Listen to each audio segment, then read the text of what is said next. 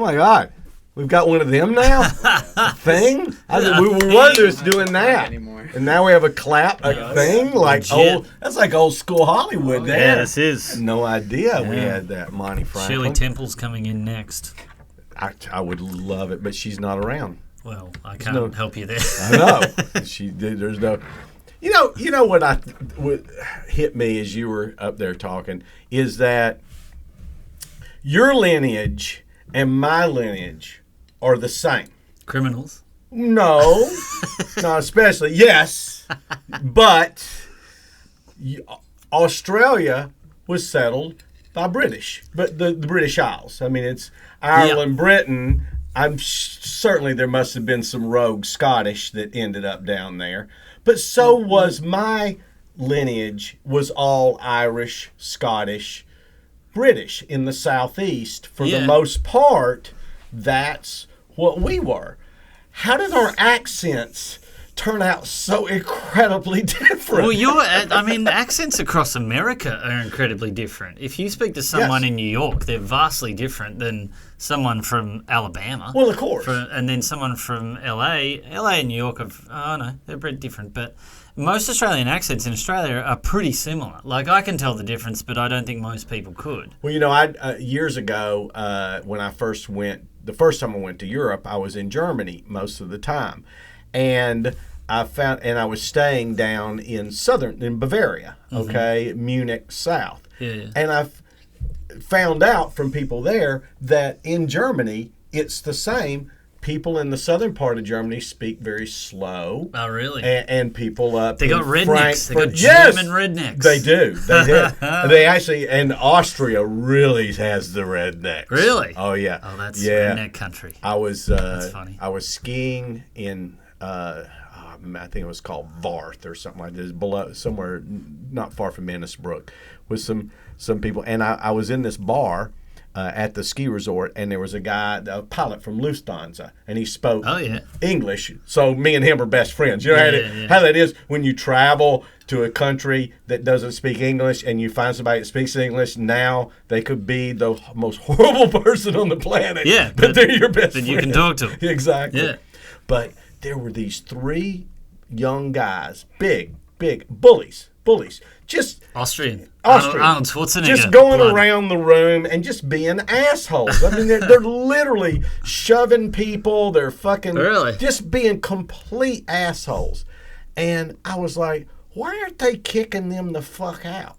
He goes, that ain't the way it works here. And he said, the way the Austrians are, if you're the baddest ass in the room, you get to be the baddest ass in the room. You run the place. Yeah, you run the place. Really? Yeah. So if you want them thrown out, somebody has to go in and go ahead and just go up and just kick the shit out of one of them, and then that's. Did you ever see that? Did you see any fights there? Like, were people standing up to them and doing it? Not in that bar. Not in that bar. It got uncomfortable enough where I was like, I'm not going to hang out in this bullshit.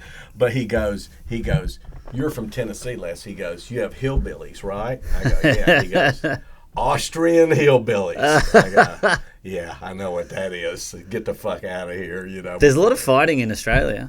Do you know why? It's because we don't have any guns. So everyone fights. This is a mass generalization, but it's fun to generalize. Yeah. But there's a lot of fighting going on because no one is scared of anyone pulling out a weapon because it's just not there.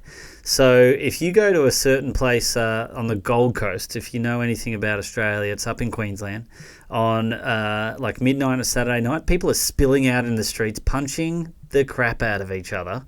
And I'd forgotten how sort of rough it is because no one has the fear of anyone going any further than a fist fight. And here in America, I've never seen fights because I think everyone is like, you know, it gets out of hand and someone will pull a gun. Somebody will have a gun. Yeah. Well, you know, when I was in Austria on the ski slope, I saw 4 fights on the ski slopes. All guys, just out fucking fighting on the ski slope. And I go, these motherfuckers just like to fight. Yeah. And but you know, I know when you say that, I've always understood that about Ireland and Britain. They'll fight more. Yeah. Because there's no, and it makes sense. There's no guns. I was just in Ireland. And we were at a friend of mine from the States who goes over quite often. We were at one of his friends' house. There was 24 people there that all lived there. Yeah. And one of the guys with me said, some came up about guns, and he goes, do you guys think we're crazy in the United States about how we handle guns? And the guy goes, let me hip you out to something. The whole world thinks you're fucking crazy about the way you handle guns. Like, everybody thinks you're fucking nuts. Yeah. And he goes, can you have guns? And he goes, you can have, in Ireland, you can have a shotgun up to a 12 gauge. Yeah. You can have a rifle no bigger than a 22 caliber. For hunting purposes only, and it's still a bitch to get a license. Probably the same no in Australia, handguns, Definitely not, zero. It's probably the same in Australia, Yeah. You can probably get a license for a hunting gun of that caliber, and that's about it. But there's no handguns. They're just not around. Right. But the whole world does think you guys are nuts with your guns, but maybe that's why you're not getting invaded. Everyone's just like, you know what? I think they're insane. They've all got guns. And part of it, I'm sure, it all comes from that Wild Wild West fucking you're all Yosemite Sam's walking around just shooting, yeehaw, boom. They're they're insane. Oh God, yeah, absolutely. But that's the thing is that I know we were discussing it with them in Ireland. The same with you is going. The whole thing over here is that the feeling is you're safer because you're able to have all these guns. And you go, people in other countries don't get raped and killed that don't have guns more than we do. Yeah. There's no correlation to that. Is there? I don't think. No. But I come from a country with no guns, and so I have a specific view on guns, but I've got a lot of friends that have told me reasons why guns are different here in America, and it makes a lot of sense. The way Joe Rogan has explained his stance on guns makes a lot of sense to me. What's his stance on guns? Well, and I probably understand it. Loosely, he's a for hunting. So he just talks about how... and then people go, you shouldn't shoot a defenseless animal and stuff, but he uses every single part of that animal and eats it and gives it to friends and everything. Sure. And he says the meat you get from the supermarket, there's way more waste and everything and way worse and stuff. Absolutely. So he's got a good argument for that. And then... and I would say this, not only that, but people that don't hunt, that say that, don't realize that when hunting laws are set up, hunting regulations are set up, which means you can only kill so many of these animals. There's very strict regulations around that and everything. Yeah. It is about, if you don't do that, then there's nothing to thin the herd. No, and then they starve to death, and you know what I mean? Other bad shit happens. Yeah. So a lot of people don't understand that's the same of doing burn off with fires. Correct. So that places don't burn to the ground, and then people go, no, this is bad, and then places like LA get completely burnt to the ground. Yeah. But we do that in Australia a lot because we got such bad bushfires and stuff. We know, all right, we need to burn off and everything like that. So they do it down here too in Florida. They do? Yeah, the wildlife management people, the Forestry Service go in, because you can imagine this time of year when it rains every fucking day. Yeah. Well, by the time you get out of the rainy season, you've got dents of foliage, and then from November to May, it doesn't rain. Right. And by March or April, it's a tinderbox. And they do have those control burns. They need to. Get rid of. No, absolutely they do. Absolutely. Yeah, but my back to the gun thing. My Uncle Jug. Uncle Jug? Uncle Jug. Of course it is. Jug, yes. He was our favorite. He was great. He was great with us as kids. And he was a big outdoorsman. He was a college football player. The reason they called him Jugs is they said he was as wide as he was tall. So he was built like a jug.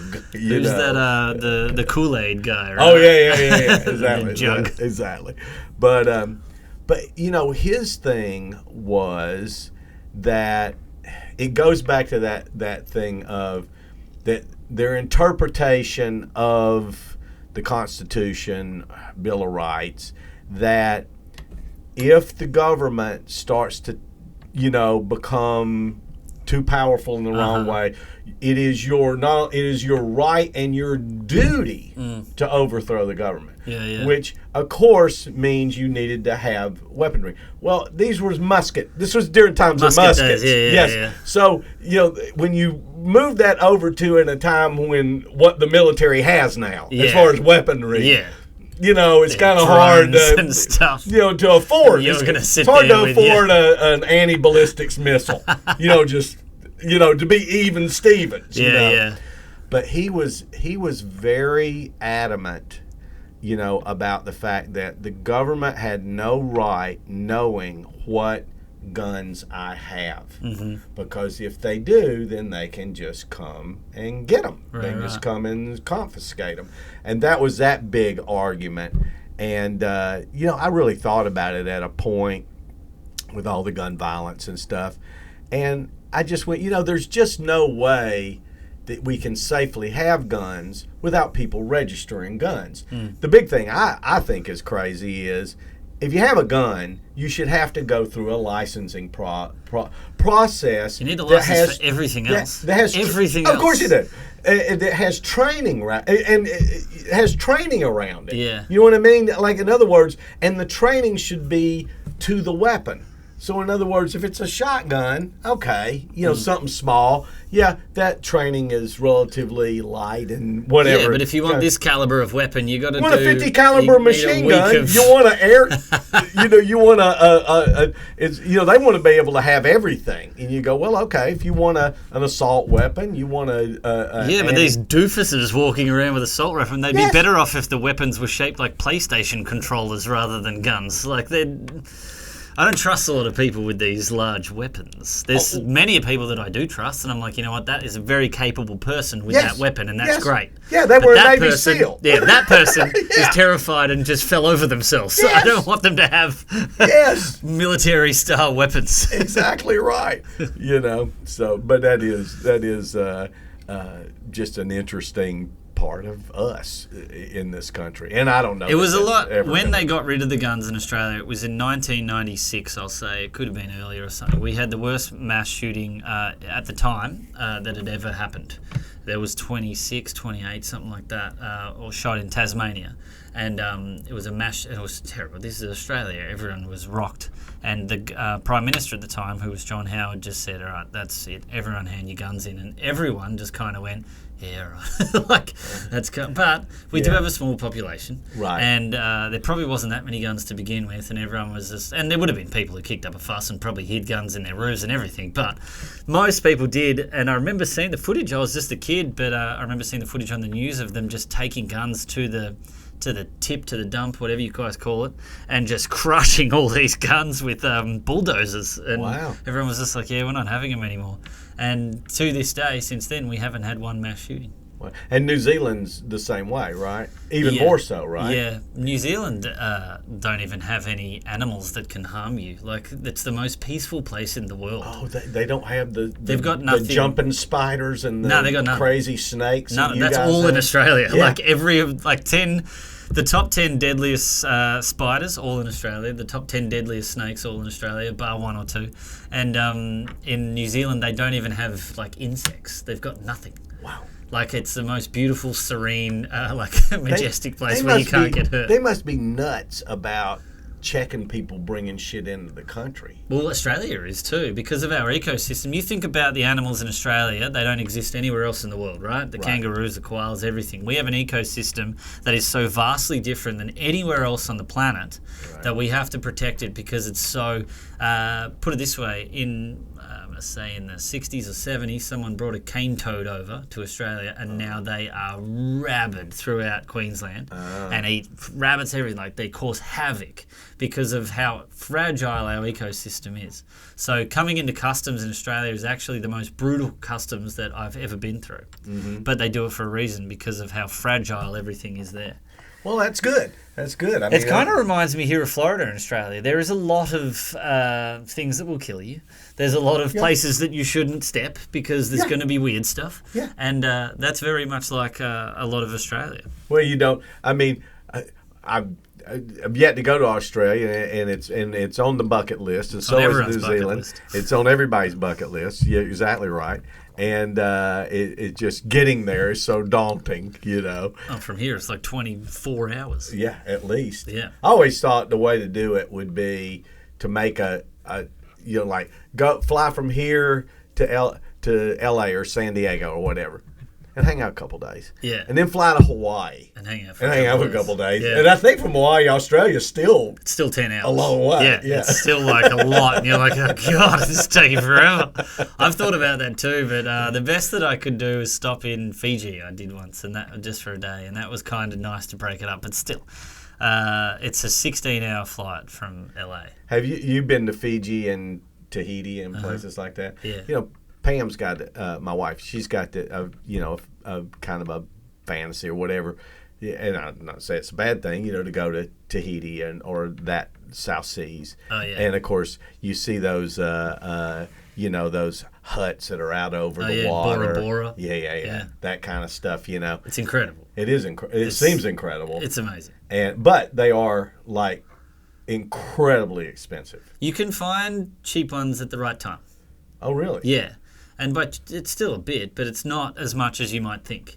But getting there is expensive. It takes a long time to get there and everything. But like outside of the seasons and stuff like that, you can get a decent overwater bungalow thing for like a few $100 a night. It's not that much. No way. I'm not kidding. I went on my honeymoon there, and it wasn't that much. Oh. But it depends when you go. So what's the out of season? I couldn't tell you, but they have a wet and a dry season like most tropical places. So you're going during the wet season? Yeah, if you go during the wet season and you go in an off time away from school holidays or whatever it is, you can get cheap. Because I know when I checked it out, it was, I don't know, $2,500 a night or something like that. Yeah, you probably looked at the cream of the crop. There's decent ones that aren't that, because there's a lot of different islands that have it. Bora Bora is probably one of the most prominent and expensive ones, and then there's other ones around, and you can get them in around Vanuatu and all sorts of places like that, these overwater bungalow things. But they're so much fun. Like, they are unreal. It's worth it. Okay. Well, when I did some checking, there's actually two places in the Caribbean that have those. Yeah, but they're $1,500 to $2,500 a night because there's not many of them. There's not many. I looked at them too because that's what we wanted for our honeymoon. So I thought, oh well, that's close. There's some in Jamaica, and then there's some in the Bahamas and stuff like that. But the majority of them are all over in these Bora Bora and Vanuatu and Fijian islands and stuff. But, it's that thing of going, okay, we're going to stay in one of these, incredible things. Which one did you get? Like Ritz-Carlton, Four Seasons? No, honey. No, it's Bob's. Bob's floating shack. It's actually Bob's float shack. It's a boat. It's a houseboat. They took a double wide trailer and they put a pontoon and it floats under it. And we are on it. And it is. Oh, and boy, but you step right out. You're falling in the water. You're right there. You're right there. Bob's floating crap shack. Oh, but they do look like the greatest. But you did it, right? Yeah. So you just wake up and you're just sitting. But I've done it quite a lot because I go on surf trips a lot, and some of these islands that I'll go in Indonesia and stuff like that, the accommodation's right on the water, like it's right there. And so you go out and you surf all day and you come back and your hut's on the water. Like, they're incredible. But they're all cheap because they're in the middle of a remote island in Indonesia. It takes forever to get to. Okay. And you have to go to 3 different airports and stay a night in some weird place in the middle of nowhere, and then you get a boat out to thing and it takes 16, like it takes forever. But when you're out there, it's unreal. Yeah, so if you're going to do that, stay for a while. Yeah, well, that's why you stay for 2 weeks. Yeah. And you just surf and eat, and it's the best. I love it. Yeah. I just got back from Roti Island in Indonesia, and I think I've got like about 10 days in between. I'm doing a stupid tour right now, and in between doing my last Europe show and the first Asian show that I'm doing, I've got 10 days, so I'm going to go to the Maldives and just do a trip there. And as a surfer, you've been surfing since you were a kid, I would imagine. And so as a surfer, do you surf waves of any size? Yeah. I wouldn't surf in terms of what you'll understand, if it's any more than sort of triple overhead, that's pretty big. It depends where you are too. I would surf triple overhead in Maldives way more easier than you surf triple overhead in the Mentawais in Indonesia. It is a way more powerful wave in Indonesia than it is in Maldives. Oh. Maldives is a very easy wave, and you can surf big, but it is not. And you cop one of them on the head, and you're like, "Oh, that was rough." You cop a big one on the head, and you think you might die. It's just different amounts of water that's getting pushed on top of you. It's why Hawaii is so intense. There's so much water just getting pushed on top of you. Well, I know the only time I've ever seen waves of any size was in Maui, and it wasn't it wasn't what's that? Maui gets big, and it wasn't a season for big waves. I want to say the name of the beach was Hukapa or something like that, but coming from the airport towards Kaanapali, you right out of the airport, it's the first beach you see. I think I know the one you're talking about. And I think we sat there at one day, we went over and just watched. Yeah. And I'm trying to gauge how big are these waves, and I go, well, we just saw that guy. Yeah. He's about 6 feet tall. Yeah. Look above him, There's four of him. Well, I think at the time there was one or two. Yeah. I mean, so I'm going 12 to 18 feet. I mean, 18 feet. That's pretty. That's big. That's a lot of water. So you measure waves from the back of the wave, which is very confusing sometimes. Behind it. Yeah. Okay. So an 18-foot face of a wave is probably more like about a 8 to 10-foot wave. Oh, okay. And that's just how they measure them. They measure them from the back. So it's very confusing, but yeah, that's why you usually say it's triple overhead, because it makes more sense to people that don't know. And as I remember with that beach, it was like where generally when the wave comes over the top of you and you hit and you're going down, there's it's not sand. No, it's all reef. Yeah, it's all reef, and it's close. Oh yeah. Is that and it's typical? Spiky. Yeah, spiky. Yeah. Hawaii's all sort of reef because it's volcanic. Well, I snorkeled, and I thought that's one of the things I really enjoyed snorkeling there, just right behind where we were staying on Kaanapali, was that you could tell this is where the lava hit the water and made these, fingers that went out, kind of thing. That's the reef. That's the reef. So the way that real good surf works is if there's very deep water that goes shallow really quickly and then hits onto a reef, and that's what Hawaii is, because it's really in the middle of nowhere. So all of that energy and swell from the Pacific Ocean just comes crashing into these islands that have very little continental shelf type things, right? Mm-hmm. So I'm trying to think like where else. So LA doesn't have very big surf because it gets broken up by Catalina Island out there, and it's a long shelf like that. So the energy of the waves dissipates.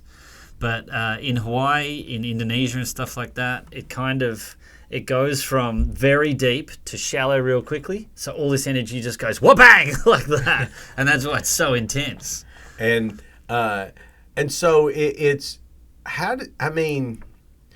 when you know that coral is really close, is there a technique to not get driven down into it? Yeah, it's kind of, when to not dive into the water. If you're surfing really shallow reef, and I don't do that very often because it is really sketchy. Yeah. You cannot fall off, so you better be bloody good at what you do. Okay. Because there is a 18-foot wall of water pushing you across something that's that deep. Right. And you fall onto that. It's concrete. It's you're a mess. And people get cut up on the reef all the time. I've got scars on my back from reef because it's got like poisonous stuff in it, and it just kind of gets into your skin. But no, you kind of get used to it, and And the way that these, because they're all reef breaks, so you can paddle around and out and then surf, and then it goes in a flow like that. Right. Very few beach breaks that just crash everywhere have